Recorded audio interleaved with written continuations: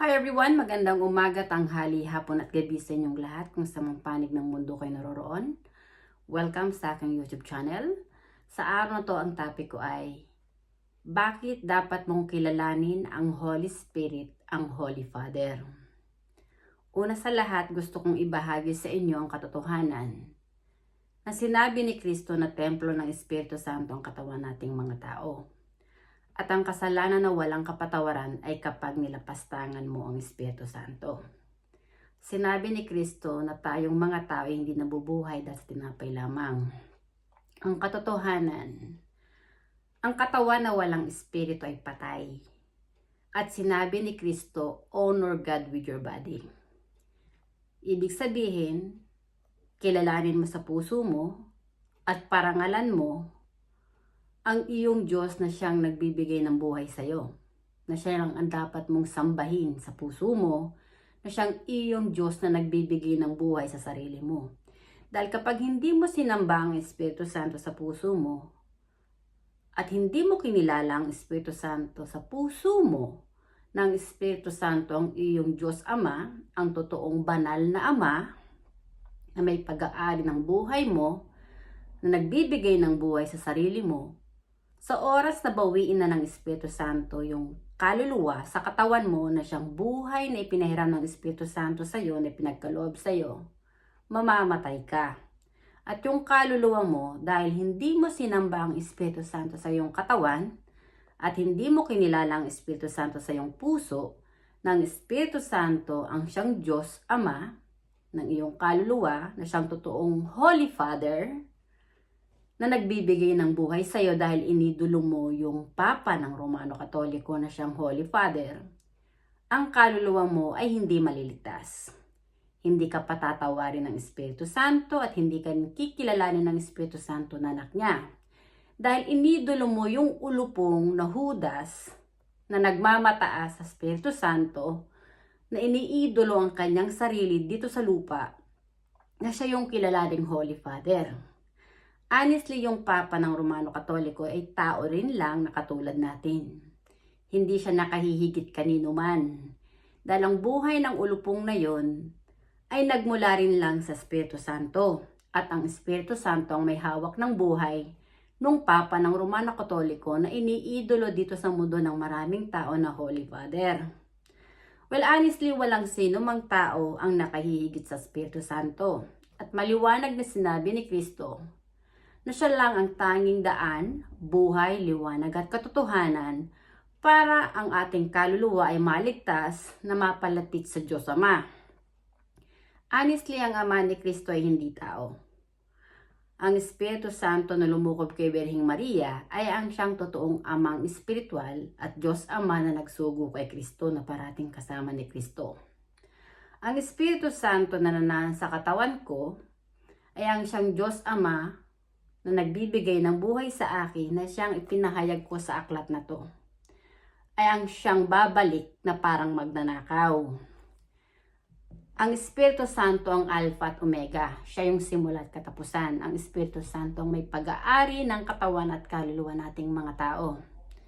Dito sa mundo, maraming mga tao ang hindi sumasampalataya at umiibig sa Espiritu Santo dahil mas iniidolo nila yung mga bulaang propeta na sumasamba sa ribolto, santo-santuhan at Diyos-Diyosan. Hindi nila naunawan ang katotohanan sa mga aral ni Kristo na templo ng Espiritu Santo ang kanilang katawan at ang Espiritu Santo ang may hawak ng kanilang buhay. Yung mga taong naging hangal na nalinlang ng mga bulaang propeta, honestly ang kaluluwa niyo nasa kadiliman. Sa oras na bawiin na ng Espiritu Santo ang buhay na pinahiram sa inyo dahil hindi nyo sinambat, hindi nyo kinilala ang Espiritu Santo sa puso, isipan at kaluluwa nyo, ng Espiritu Santo ang totoong Holy Father na siyang Diyos na nagbibigay ng buhay sa inyo. Sa oras na bawiin na ng Espiritu Santo ang buhay na pinahiram sa inyo, hindi lang isang beses kayong mamamatay. Mamamatay ang inyong katawan at kaluluwa gawa ng kasalanan na ginawa niyo sa Espiritu Santo. Ang sino mang hindi kumikilala sa Espiritu Santo, ang siyang Diyos Ama, ang totoong Holy Father, na may gawa ng kanyang katawan at kaluluwa, ay nilalapastangan ng Espiritu Santo. At sinabi ni Kristo na ang kasalanan na walang kapatawaran ay kapag nilapastangan mo ang Espiritu Santo. At sinabi rin ni Kristo na hindi lahat ng tumatawag sa Diyos ay maliligtas. Kapag hindi mo kinilala ang Espiritu Santo sa puso mo, na siyang iyong Diyos Ama na may gawa ng iyong katawan at kaluluwa, sa oras na umalis na iyong kaluluwa sa katawan mo at bumalik na sa Espiritu Santo para humarap sa paghuhukom, hindi ka rin kikilalanin ng Espiritu Santo na anak niya. Dahil alam ng Espiritu Santo na ang puso may wala sa Kanya, kundi nandoon yun sa iniidolo mong Papa dito sa mundo, na siyang Holy Father mo. Honestly, ang Holy Spirit lang ang nag-iisang Holy Father na hindi nagbabago. Na siyang lumikha ng langit at lupa. Ang ating katawan, nilikha yan ng Diyos sa alabok, na muling babalik sa alabok sa oras na umalis na yung Espiritu sa ating katawan. Ang ating kaluluwa ay ang siyang Espiritu na pinanganak sa Espiritu ng Espiritu Santo. Ay ang siyang ating buhay na tinanggap sa Espiritu Santo. Na siyang aalis sa ating katawan at babalik sa Espiritu Santo para humarap sa paghuhukom. Yung mga tao na sarado ang utak at bingi sa mga aral ni Kristo, honestly, tulog ang inyong kaluluwa. Sinabi ni Kristo ng pagdating ng Diyos Ama ay parang magnanakaw. Walang nakakaalam kundi tangi ang Ama lang. Honestly, kung kilala mo ng Espiritu Santo ang Diyos Ama, alam mo na may pag-aari ng buhay mo yung Espiritu Santo. At alam mo, ang Espiritu Santo rin ang mag-aalis ng Espiritu sa katawan mo kung kaya ka mamamatay. At alam mo rin sa puso mo, ng Espiritu Santo maghuhukom sa kaluluwa mo. Ngayon, kung dito sa mundo hindi mo sinamba ang Espiritu Santo na nasa katawan mo na siyang iyong Diyos Ama, na siyang Holy Father, sa kabilang buhay, kapag humarap na ang kaluluwa mo sa Espiritu Santo, ang kaluluwa mo ay hindi maliligtas. Hindi ka patatawarin ng Espiritu Santo, kung kaya ang kaluluwa mo ay sa impyerno mapupunta.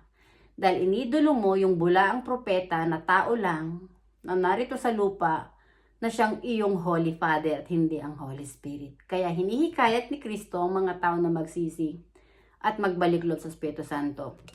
Ang layunin at misyon ng aklat na to ay para di magpahayag ng katotohanan. Para ipakilala ng Holy Spirit na nasa katawan ni Kristo, na siyang iisang Espiritu na nasa katawan nating mga tao, ay ang totoong Holy Father. At kapag hindi ka pinatawad ng Espiritu Santo at hindi ka kinilala ng Espiritu Santo na anak niya, laking pagkasira at pagkawasak mo. Dahil yung mga kaluluwang suwail na nagmamataas at nagmamayabang sa Espiritu Santo, na kumakalaban sa Espiritu Santo, ay hindi patatawarin ng Espiritu Santo kung kaya ang kaluluwa nila ay sa impyerno mapupunta.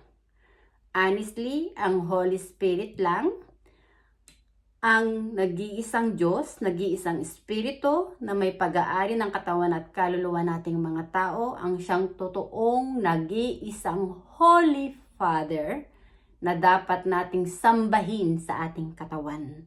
Dahil templo ng Espiritu Santo ang ating katawan at ang Espiritu Santo ang Diyos na buhay na may pag-aari ng ating katawan at kaluluwa, ang siyang nagbibigay ng buhay sa ating mga tao kung kaya tayo nabubuhay at umiiral dito sa mundo. Hindi yung Papa ng Romano Katoliko na isang impostor at sinungaling na sugo ng demonyong si Satanas. Ang Papa ng Romano Katoliko ay hindi banal. Isa siyang ulupong na nagmamataas at nagmamayabang sa Espiritu Santo, na iniidolo ang kanyang sarili na siya yung kilalanin dito sa mundo na Holy Father. Greater is He that is in our body rather than the Pope that is in the Vatican. The Holy Spirit is the only one Holy Father that you should honor with your body if you want your soul to be free from sin to enter in heaven. Thank you for your listening. Until next time. Bye!